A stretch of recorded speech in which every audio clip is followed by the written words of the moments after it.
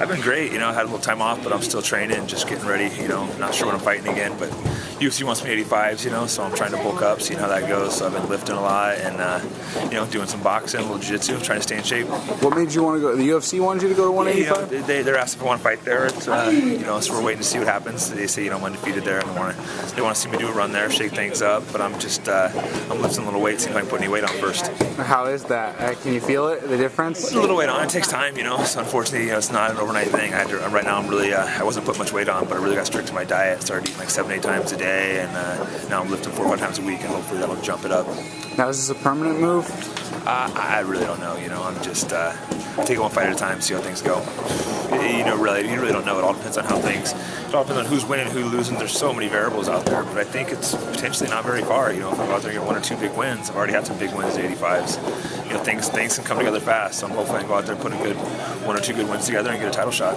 The fans have been talking a lot about a Husmer-Paul Harris matchup. Does that interest you at all?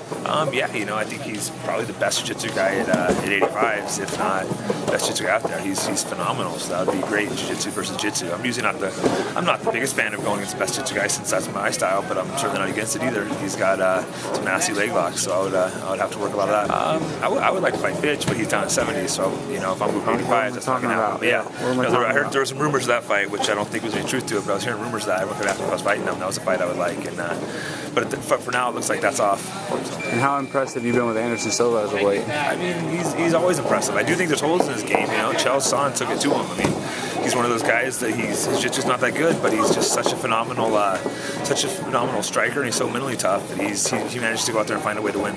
Now, we've had Chael in here before. Have you had the chance to train with Chael? Yeah, I've trained with Chael quite a bit. And would there be any problem with a potential matchup between the two guys? Well, he's a good friend of mine, and I wouldn't want to fight him, but it is what it is. It's business ultimately is what it comes down to.